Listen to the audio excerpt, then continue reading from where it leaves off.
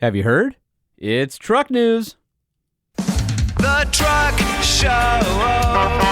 We're gonna show you what we know. We're gonna answer what the truck, 'cause truck rhymes with the Truck Show. We have the lifted, we have the lowered, and everything in between. We'll talk about trucks that run on diesel, electricity, and on gasoline. The Truck Show, the Truck Show, the Truck Show. Oh, oh. It's the Truck Show with your host, Holman. This episode of the Truck Show podcast, Have You Heard?, is proudly presented by Nissan. Nissan has the right truck or family hauler for your needs, along with the legendary Nissan durability. Point your browser toward nissanusa.com, where you can use the build and price tool to configure a Nissan that fits your lifestyle. And if you love your truck as much as we do, then why not give it the best synthetic lubricants money can buy?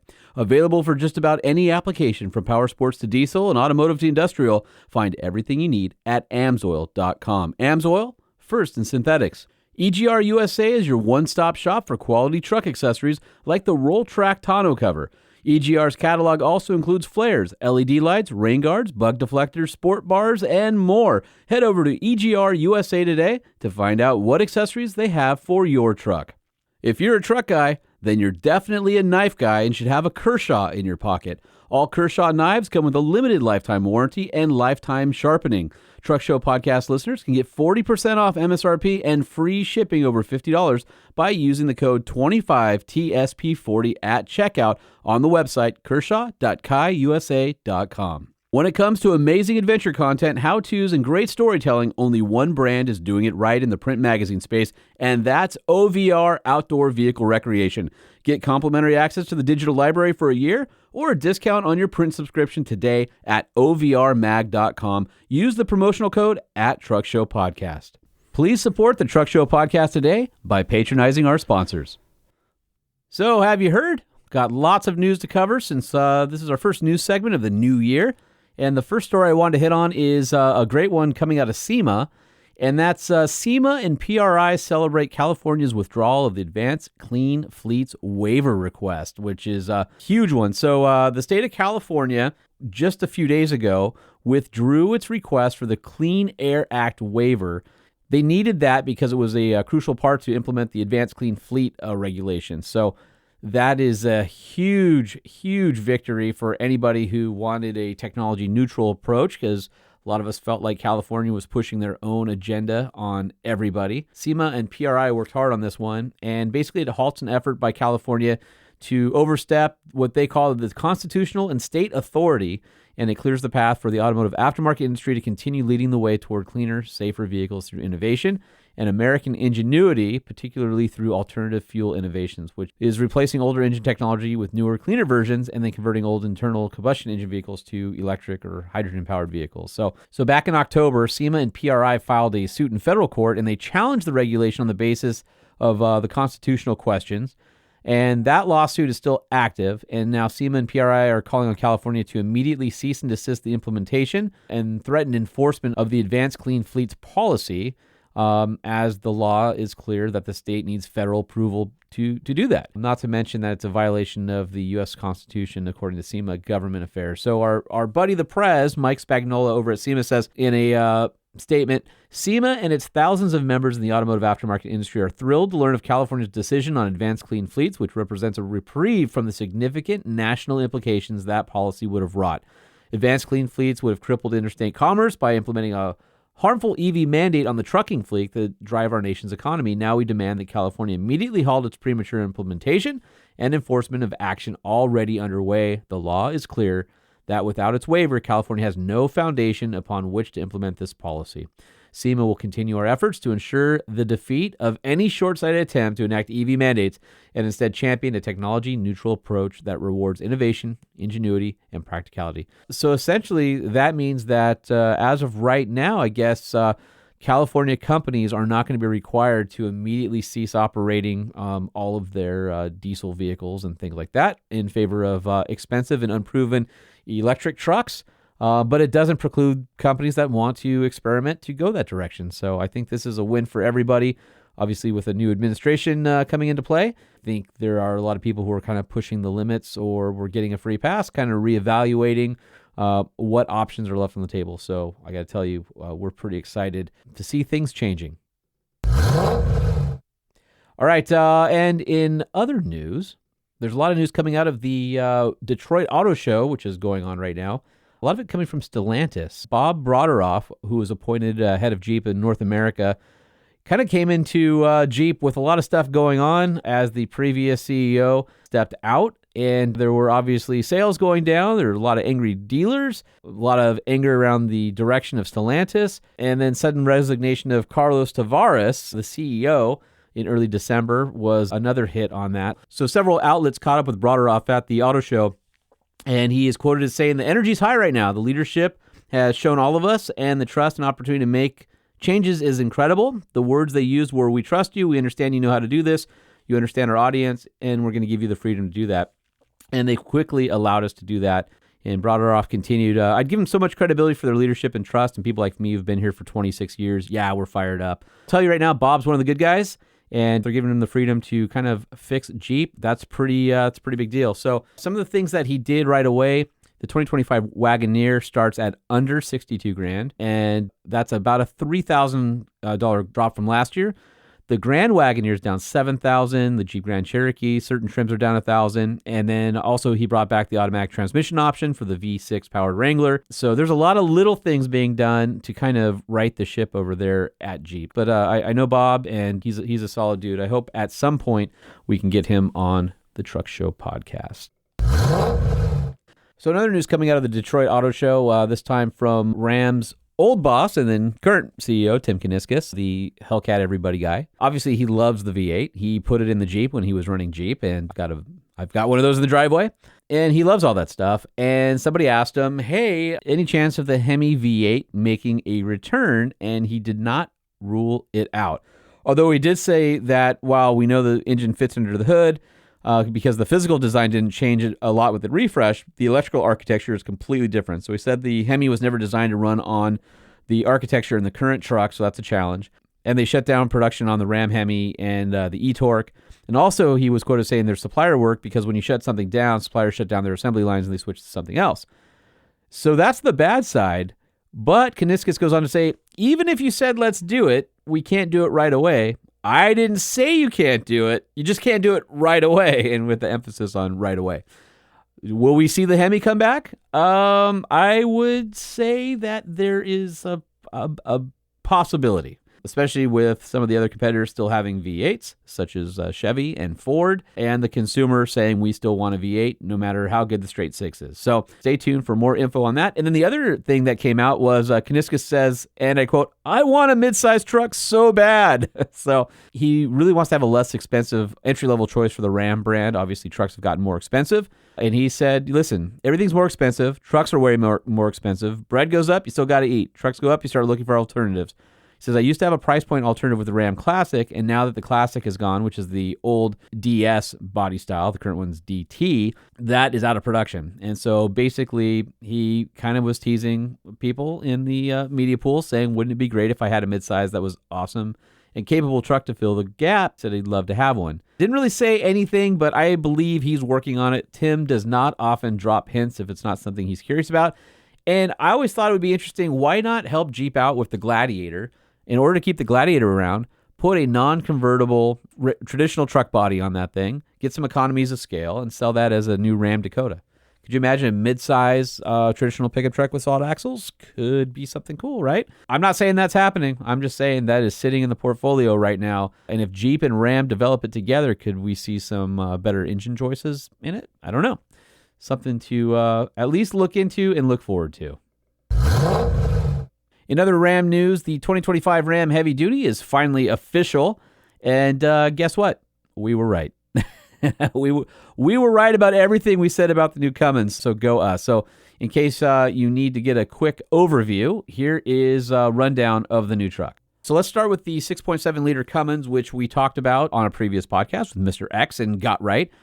The interesting thing that came out of the conversation with the executives is the potential of 1,075 pound-feet of torque is in every gear thanks to the ZF 8-speed Powerline transmission. So that's going to be huge in drivability. I think people are really going to like that. Again, the 6.7 liter is now rated at 430 horsepower and 1075, except all that power is going to be way more usable. Ram says that 0 to 60 is now 6.9 seconds, which bests the previous model by quite a bit. It was 8 seconds previously, so that's pretty good. And now the same 36,610 max tow can be used with a more fuel-efficient 342 axle ratio. And the transmission, which has the logic to understand when the truck is loaded or unloaded so that it can tailor the shifting toward whatever the use case is. Again, the fruit of the Ram and Cummins collaboration is a redesigned block, head, glow plugs instead of that bolt that's going to fall out at some point in cylinder 6, intake manifold, new turbo, larger intake and exhaust valves, new higher pressure fuel system, improved port geometry, and top load lubrication and integrated fuel filters. Ram also says NVH is better. And it's going to be pretty awesome considering now there's only one output for the Cummins, and then you don't have to select the HO and change the transmission. The 6.4-liter Hemi V8 also remains standard with heavy duties, and that's 405 horsepower, 429 pound-feet of torque. And big change in the design is big, giant grille and some updated headlights, but it is the old DJ-style cab, so it doesn't look a whole lot different. But on all of the vehicles, I think it looks nice. I would say the Power Wagon is a little busy, if you will. We talked about that in our SEMA episode. But the 4 individual LED lights are sort of like Porsche in a sense, and looks pretty modern. The interior is straight out of the current truck, updated the same way that the 1500 was. You get the screen for the passenger, all that kind of stuff. All LED lights, bunch more tech. So hopefully we'll be driving the new heavy duty soon and dig into it a little bit more. By the way, the 2500 and 3500 trucks do get an onboard power inverter with 2.4 kilowatts of power output. That's pretty cool. So a lot of people like that. Pricing for the Ram 2500 HD starts at $47,560, and the 3500 is $48,565. And trim levels are pretty familiar: Tradesman, Bighorn, which is the Lone Star in Texas, Power Wagon, Rebel, Laramie, Limited Longhorn, and at the top of the pile is the Limited. So if you're a Ram owner, you should be pretty happy about the new truck. And if you own one from the last couple of years, you might be disappointed you didn't wait for the new engine with the new transmission, because I think even though it sounds like fairly minor changes, I think that transmission is going to make all the difference. Plus, the new engine sounds like it was designed for more durability. And I'm also going to go back to what we said in a previous episode, and that is, I think there's more power to be had. It just isn't going to be this year. So I don't know. Maybe wait a year. Speaking of Rams, Motor Trend has bestowed the Ram 1500 Motor Trend's 2025 Truck of the Year. And while it looks like a minor update, there's a lot of stuff happening under the hood, and Motor Trend absolutely love the truck. So you head over to motortrend.com and see everything that it was up against. It was a pretty stacked field. You can go and see what they loved about it and what they didn't like about some of the competitors, I guess. So that's going to be a great story. Congratulations to Ram on winning Motor Trend's Truck of the Year. In news once again coming out of California, apparently California auto dealers are preparing to sue Volkswagen because of Scout's direct sales model.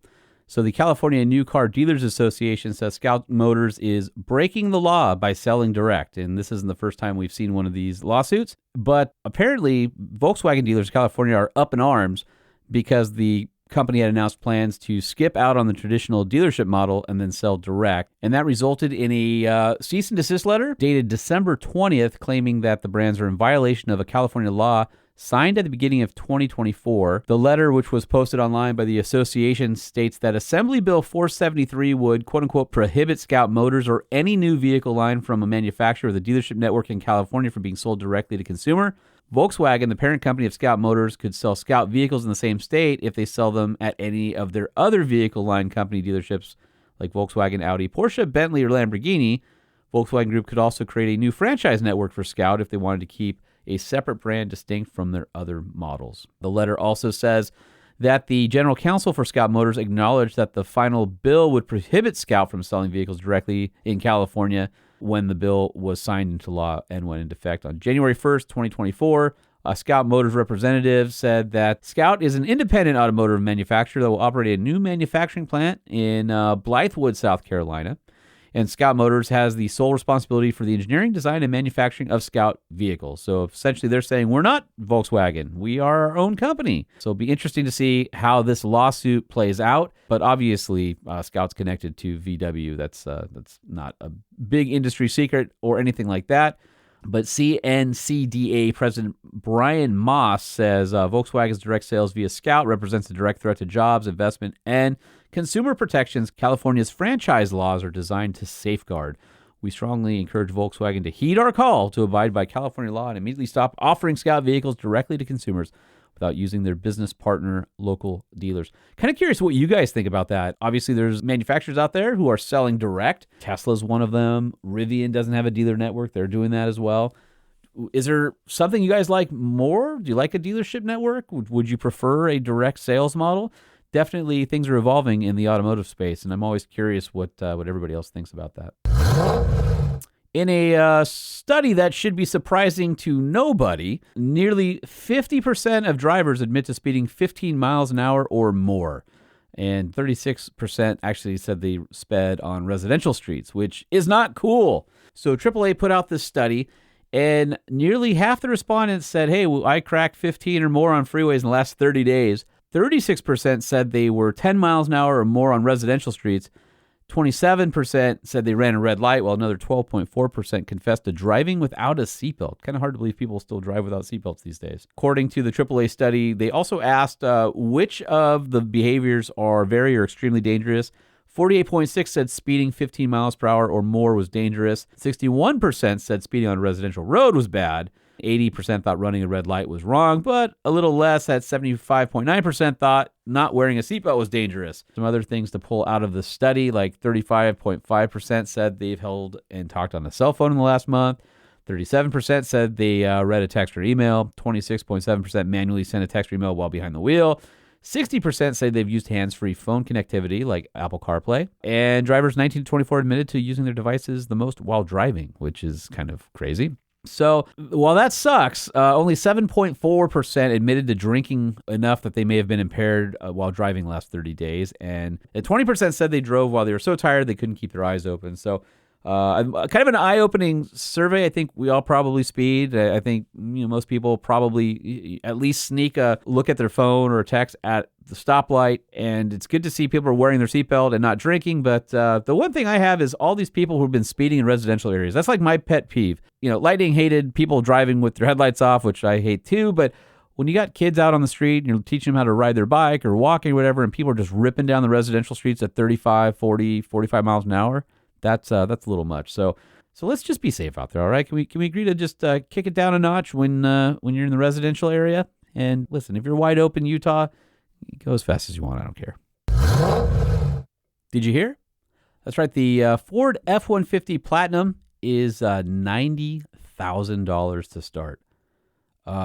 Fully loaded. You only get in the crew cab 4x4.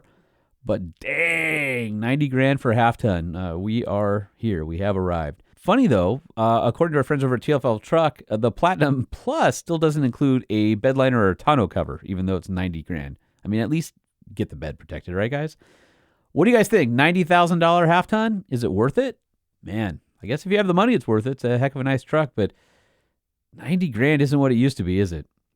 So here's some interesting numbers on sales as far as 2024 goes. The Chevy Tahoe and GMC Yukon topped the chart, $105,147 for Chevy, $87,312 for GMC.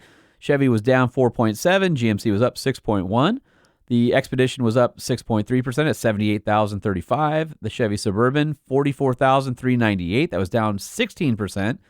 Cadillac Escalade down 1.7% at $41,001. I wonder who the last buyer was of a 2024 Escalade. Kind of interesting, though, the Jeep Wagoneer, probably because it's been out for a full year now, it is up 48%. Sold $43,125, so I think people are starting to find that. Toyota Sequoia, only $26,097 sold. That was still up 17.6%, but I would have figured that was higher. It beat the Lincoln Navigator, $15,531, and the Nissan Armada, $15,267, which was down 27.9%, but I guarantee you that's going to change with the new Armada. Just had one in the driveway, and I am blown away at how good that vehicle is. I honestly think it's, if not one of the best full-size SUVs on the market, and can't wait for people to find that out. Jeep Grand Wagoneer up 13%. They sold just shy of 12,000. The Infiniti QX80, 10,339. The Lexus LX, 6,830. Then the new Cadillac Escalade EV, 670 of those were sold last year. Moving into the sales report for trucks, midsize pickup, Toyota Tacoma down 17.9% with 192,813 sold. Obviously, it was a changeover year. Followed by the Chevy Colorado at 98,012, which is up 37.9%. That is a freaking great truck. I mean, it looks great. It is great. The Canyon sold under anybody, 38,215. But if you combine that with the Colorado, the GM Twin sold 136,227, which was up 45.6%. Total. Canyon was up 70.2. Following those, the Nissan Frontier, man, going strong, sold 68,155 vehicles. That was a 17.2% change. And with the redesign for 25, that should look strong for this year. Ford Ranger, also a changeover year, up 42.9%, 46,205. The Honda Ridgeline, if you can believe this, guys, the Honda Ridgeline sold 45,421. Dang, it was still down 12%, 12.7% from last year. Jeep Gladiator at the bottom of the rung, just above GMC Canyon at 42,123. And when we look at the compact pickup truck wars, which is basically just Ford Maverick and Hyundai Santa Cruz, Santa Cruz was down 13%. They sold 32,033. Ford Maverick up 39.4%, 131, 142. I know those are hard to get, but I'm sure Ford will be building as many of those as they can, especially with the new redesign this year and the hybrid being available, all trims and all-wheel drive. So, all right, so moving over to the full-size trucks, this would be half-ton and heavy-duty trucks. GM combined this year was up 4.2%, 874, 679. But, of course, that's not how Ford sees it. Ford F-Series led the industry, selling 765,649 trucks. That's 2% up. Wonder how many of those were modified. The Chevy Silverado came in second. That was 549,945, up 1.1%. Followed by Ram trucks at 373,120, which was down an awful 16.1%. Oof, that one hurts. GMC Sierra 324, 734 combined. That goes back up to that 874, 679 number of the two GM trucks together. And that was up 9.8%. Toyota Tundra 159, 528, despite some scandal with the engines and whatnot, up 27.4% for the year.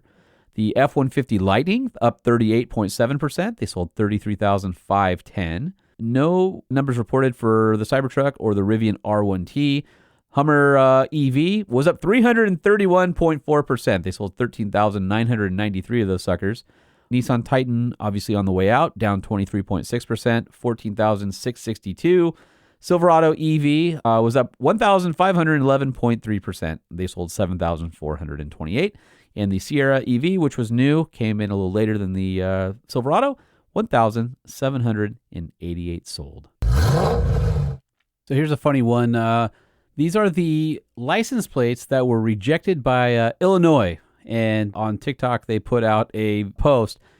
They said that they had 60,537 requests for personalized plates last year, and they denied just 335 of those.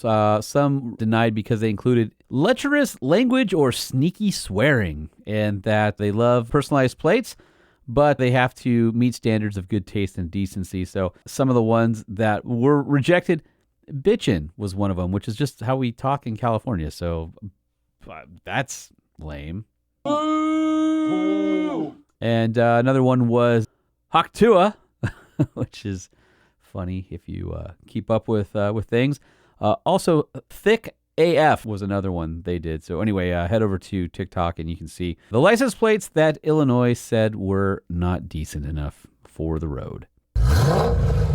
We've talked about this before, but Stellantis was finally issued the patent that they revealed way back in the EV Day presentation in 2021.